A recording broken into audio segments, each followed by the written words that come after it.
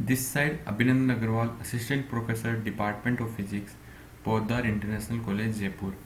आज हम when bridge oscillator के बारे में देखते हैं, उसको समझते हैं कि वो कैसे वर्क करता है, उसका फ्रीक्वेंसी फैक्टर क्या होता है, फीडबैक गेन क्या है और एम्प्लीफिकेशन गेन क्या है, क्या वह बारखाउसेन क्राइटेरिया को फॉलो करता है। Wien bridge oscillators, when bridge oscillator का नाम इसलिए रखा गया क्यों जो फ्रीक्वेंसी ऑसिलेटर सेलेक्ट करता है वो व्हीटस्टोन ब्रिज सर्किट के थ्रू करता है, इसीलिए व्हीटस्टोन ब्रिज स्टोन सर्किट के थ्रू करता है, इसीलिए इस टाइप के ऑसिलेटर का नाम वेन ब्रिज ऑसिलेटर रखा गया है। यहाँ पर अपन भी देख रहे हैं कि ये व्हीटस्टोन ब्रिज जैसा दिख रहा है। यहाँ पे इस वेन ब्रिज ऑसिलेटर्स को यूज लेने का सबसे बड़ा एडवांटेज ये है कि जो इसकी स्टेबिलिटी फैक्टर होती है वो गुड होती है। दैट मीन्स एक स्टेबल फ्रीक्वेंसी जनरेट करता है, वेरी नहीं करती फ्रीक्वेंसी इसके साथ, और इस कंडीशन में ये एक रेजोनेंट फ्रीक्वेंसी जनरेट करता है। इस रेजोनेंट फ्रीक्वेंसी में इस सर्किट का रिएक्टेंस और रेसिस्टेंस दोनों ही इक्वल होता है, जिससे 0 डिग्री का फेज शिफ्ट जनरेट होता है। 0 डिग्री का फेज शिफ्ट जनरेट होता है, इसीलिए अपन यहाँ पे नॉन इन्वर्टिंग कॉन्फ़िगरेशन वाला ऑप एम्प यूज में लेते हैं ताकि फेज जनरेट ना हो और बारखाउसेन क्राइटेरिया फ्लो करें।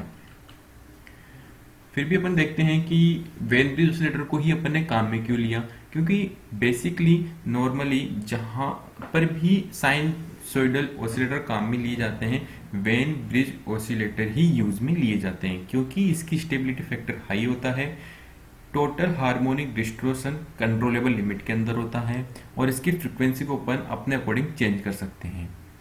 आरसी फेज शिफ्ट ऑसिलेटर में अपन ने देखा कि उसमें 3 आरसी नेटवर्क कनेक्ट करके काम में लिए गए थे, बट व्हीटस्टोन ब्रिज ऑसिलेटर में केवल 2 ही आरसी नेटवर्क काम में लिए जा रहे हैं।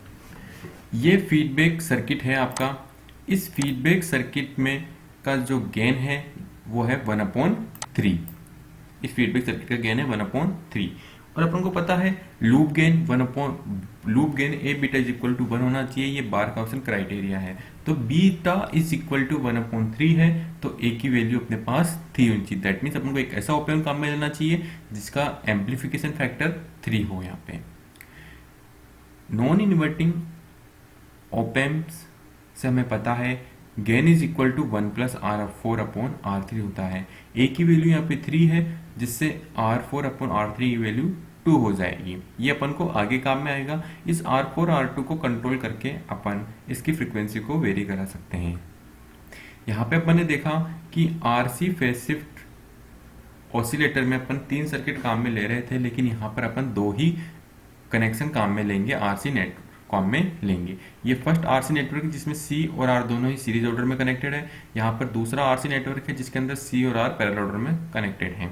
ये सीरीज और पैरेलल ऑर्डर कनेक्ट लेने का मेन रीजन ये है कि ये वाला सर्किट एक हाई पास फिल्टर होता है और ये वाला सर्किट लो पास फिल्टर होता है। दैट यहाँ से हाई फ्रीक्वेंसी इजीली फ्लो हो जाती है और यहाँ से लो फ्रीक्वेंसी इजीली फ्लो आती है। दैट मीन्स ये लो फ्रीक्वेंसी को रेसिस्ट करता है और ये हाई फ्रीक्वेंसी को रेसिस्ट करता है। दैट मीन्स अपन यहाँ से कह सकते हैं कि न तो हाई फ्रीक्वेंसी फ्लो होगी न ही लो फ्रीक्वेंसी फ्लो होगी। यहाँ पर एक दोनों फ्रीक्वेंसी के बीच में एक पर्टिकुलर वैल्यू की फ्रीक्वेंसी ही फ्लो होगी। वो फ्रीक्वेंसी स्टेबल रहेगी, न तो वो इंक्रीज होगी न ही वो डिक्रीज होगी। इसीलिए उस फ्रीक्वेंसी को अपन रेजोनेंट फ्रीक्वेंसी कह रहे हैं। यहाँ पे put upon voltage output upon V input is equal to 1/3 is equal to beta. ये एम्प्लीफिकेशन फैक्टर है फीडबैक सर्किट का। अगर R1 C1 R2 C2 ये दोनों इक्वल होंगे, जिससे इस सर्किट की फ्रीक्वेंसी निकल के आएगी FR is equal to 1/2 RC। Here R is stand for resonant frequency. इन चीजों को अपन आगे चल के ड्राइव करते हैं।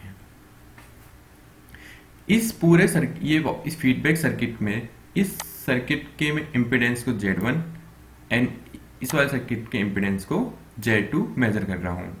तो Z1 इज इक्वल टू, यहाँ पर दोनों सीरीज ऑर्डर में कनेक्टेड है, इसलिए R1 plus 1/j omega C1।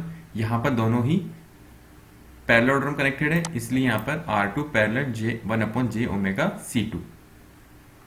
Z2 is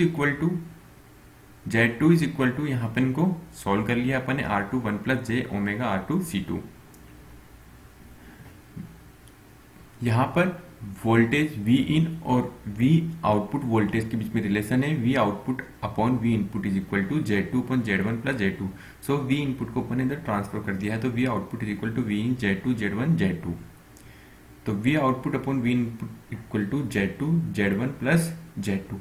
यहाँ से Z1 और यहाँ से Z2 इन दोनों की वैल्यू यहाँ पे पुट करते हैं अपन। तो V naught upon V is equal to Z2 की वैल्यू पुट कर दी और Z1 की वैल्यू पुट कर दी और यहाँ पे Z2 की वैल्यू पुट कर दी। ये एक मैथमेटिकल टर्म्स बन गई है। इसको इजीली मैथमेटिक्स यूज लेके इसको सॉल्व करते हैं। तो V naught upon V is equal to R2 J omega C1, ये इक्वेशन आपके पास यहाँ पे बन गई है। वी नॉट अपॉन वी यहां से अपन ने को ऐसे ही से रहने दिया, इस पूरे ब्रैकेट्स को खोल के सॉल्व कर लिया जिससे अपने पास 1 minus omega square R1 R2 C1 C2 plus J omega R1 C1 plus R2 C2 plus R2 C1 bracket close equation अपन को मिलती है। उसी इक्वेशन को मैंने यहाँ पे वापस रीराइट किया है क्योंकि ये पार्ट अपन देख रहे हैं ये इमेजिनरी पार्ट है और ये रियल पार्ट है। तो अपन इस पार्ट को 0 के इक्वल लिख रहे हैं यहाँ पे। तो omega square R1 C2 C1 R1 R2 is equal to 1 आ रहा है जिससे omega is equal to 1 upon R1 under root R1 R2 C1 C2 आ रहा है। तो FR is equal to 2 pi 1 upon R1 R2 C1 C2 हो जाए। अगर मैं यहाँ पर R1 को R2 के इक्वल C1 को C2 के इक्वल लिख देता हूँ तो मेरा R स्क्वायर बन जाएगा जिससे frequency is equal to 1 upon 2 pi RC, जो अपन ने देखा था कि अपने फीडबैक सर्किट की फ्रीक्वेंसी भी यही आ रही थी। वापिस इसी इक्वेशन को देखते हैं अपन। यहाँ पे 1 minus omega square R1 R2 C1 C2 को अपन ने 0 के इक्वल लिखा। तो यहाँ से J ओमेगा R2 C2 बचेगा अपॉन में J omega R1 C1 plus R2 C2 R2 C1 बचेगा जिससे J ओमेगा यहाँ से ये कट हो जाएगा और अपने पास फाइनल इक्वेशन ये वाली आएगी। फाइनल इक्वेशन अपने पास ये आएगी। अब आगे देखते हैं बीटा इज इक्वल टू 1/3 जो फीडबैक फैक्टर है और A beta is equal to 1 होता है। तो A is equal to one by beta that means 1 में बीटा, ये बीटा होता है अपने पास इसलिए अपन को 1 में कन्वर्ट कर दिया इसको। Is equal to R1 R2 plus C2 C1 plus 1। तो a इज इक्वल टू 1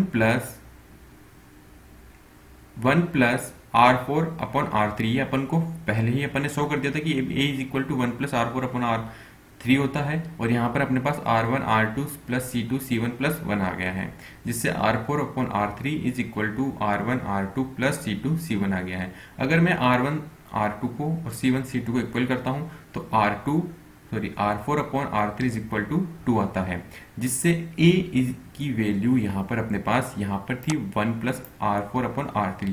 तो 1 plus 2 is equal to 3 that means ये आपका फीडबैक फैक्टर आपका बीटा इज इक्वल टू 1/3 आ रहा था और A की वैल्यू आपके पास 3 आ रही है जिससे आपके पास A beta is equal to 1 आ गया। दैट मीन्स ये दूसरी कंडीशन बार्कहाउसेन क्राइटेरिया को फ्लो करता है। फर्स्ट बार्कहाउसेन क्राइटेरिया यह था कि फेज शिफ्ट 0 डिग्री होना चाहिए जो अपन ने पहले ही देख लिया और यहाँ पर A beta is equal to 1 ही दूसरी बार्कहाउसेन क्राइटेरिया। तो ये सब कुछ वेन ब्रिज ऑसिलेटर के बारे में दिया हुआ था। इसके एडवांटेज और डिसएडवांटेज के बारे में बात करते हैं।